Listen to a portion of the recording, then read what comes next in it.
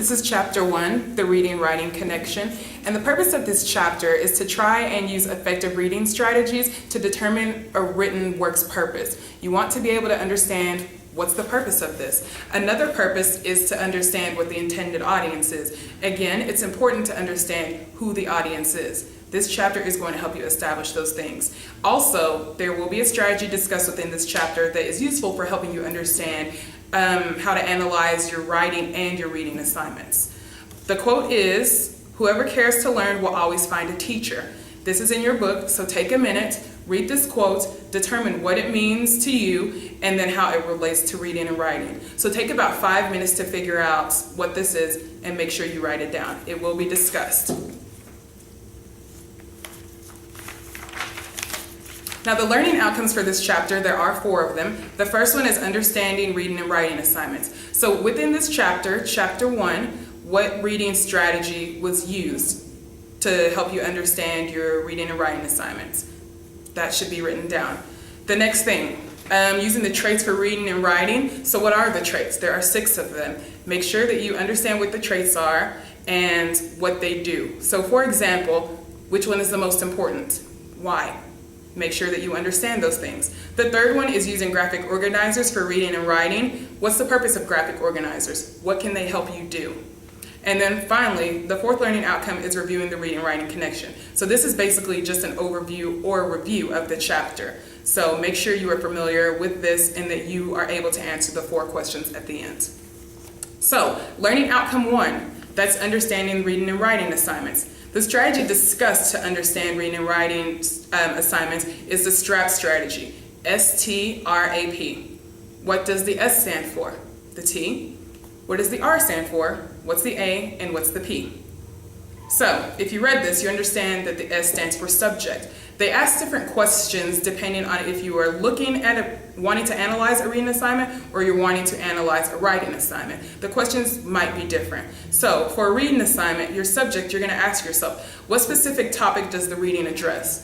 Why is this something that's important, what topic the reading addresses? Now, as a writer, when you're writing, you want to ask yourself, what specific topic should I write about? Now, why is this important? This is something worth discussing, so it's probably something that you should have an answer to. The next thing is the type. You want to ask yourself, what form does this reading take? So for example, is it an essay, is it a text chapter, or is it a magazine article? Now think about it like this. If you have 2 reading assignments, one of them is, let's not say assignments, if you have 2 things to read, one is a textbook, the other one is a magazine article.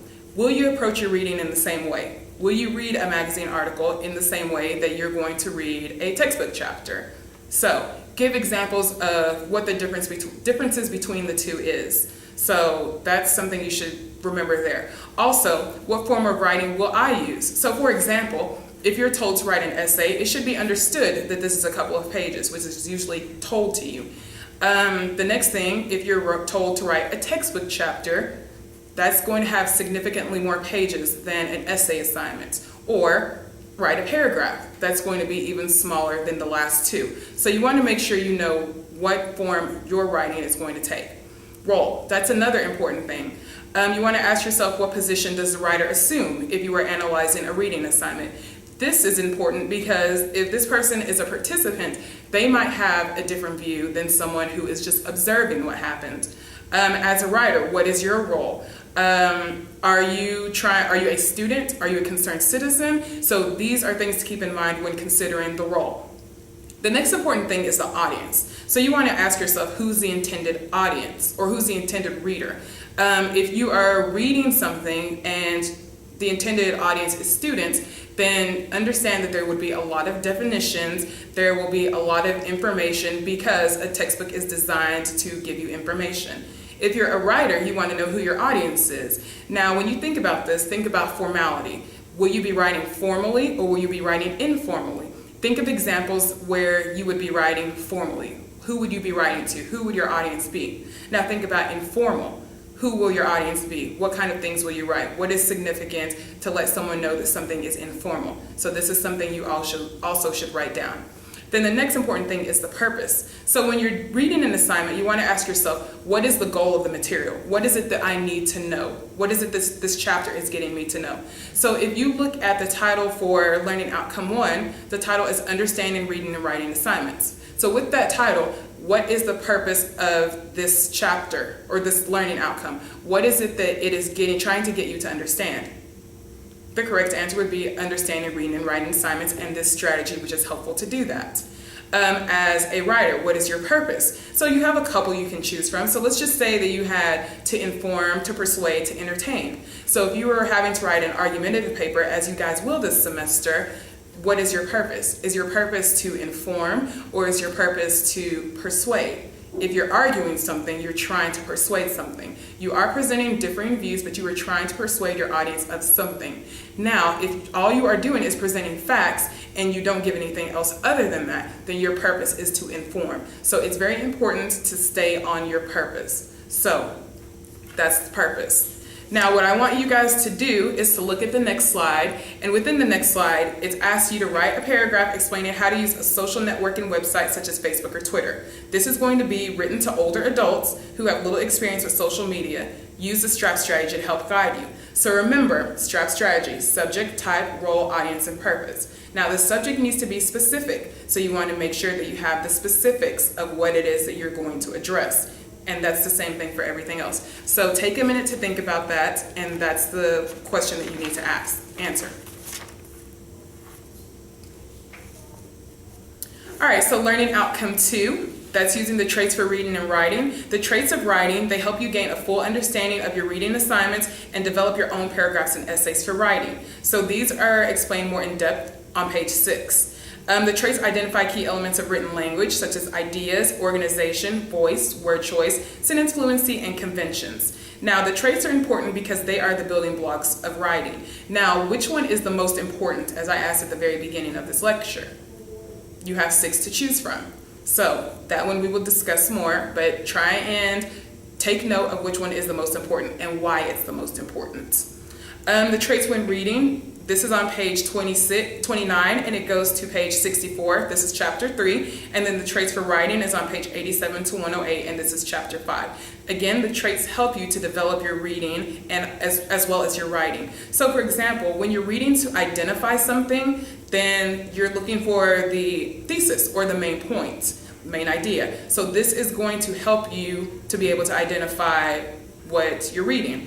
So which trait is that? It's going to be ideas. Your main topic or your main point is going to be ideas. Then when you're writing to shape, this is going to be your thoughts on the topic. So basically, these are the details that help you to better explain what the idea is. So when you're writing to shape, your thoughts on the topic should help you further detail your main point or your thesis statement. Now, the next learning outcome is going to be learning outcome 3. This is using graphic organizers for reading and writing. Graphic organizers, they help you to map out your ideas or concepts and are commonly used to organize ideas collected for writing and assignments. So graphic organizers are useful for people who are more visual learners. They're useful for everyone, but more so for people who are visual learners. So what could you use a line diagram for? Be able to say what type of reading it is. So I can give you this first one. A line diagram is better used for informational essays, classifying things, categorizing, and examples. Now you might say a line diagram, I can use that for narration, but that's not going to work because narration has to follow a certain flow. A line diagram, you can go from left to right, right to left, but it does follow a flow, but you can go left to right or right to left. Whereas a personal narrative, these events happened in a specific way. Now, a Venn diagram, what type of writing is that best suited for? The next one, you have a process diagram. What is that best suited for? Remember, it's a process, so these are the steps of it, and that's the way that it has to go. You cannot mix the steps. The next one is a timeline. A timeline goes in chronological order, and this is the order. It cannot be changed. So what type of writing is best for that? The next thing you have is a cluster diagram. What sort of essay is that best suited for? And then finally, you have a cause and effect organizer. Which one is that best suited for? Here's a clue, it's in the title. So make sure that you are able to explain those graphic organizers and what they are used for. So now we get to the end, in which we have our learning outcome 4, which is a review of the reading and writing process. So what is the STRAP strategy? Now remember, the question is, what is a STRAP strategy? Meaning, what is it best used for? Take a minute to answer that question. The next question, what does each letter of the STRAP strategy stand for? So make sure you can identify what each letter stands for. The next one, what is the first and most important traits? I briefly discussed this, but it'll tell you a little bit more in your book which one is the most important. And next, what trait deals with arrangement of details? The key word in this one is arrangement, so that should help you be able to identify which trait this works with. And finally, which trait deals with the rules for using language correctly? Now this one can be tricky. Every semester, people throw out every single trait until they finally stumble upon the correct one. But the key words here are rules for using language correctly. Which trait deals with rules of using language correctly? Make sure you answer that one, and we'll go from there. That is Chapter 1, the reading-writing connection, and this will be further explored in class.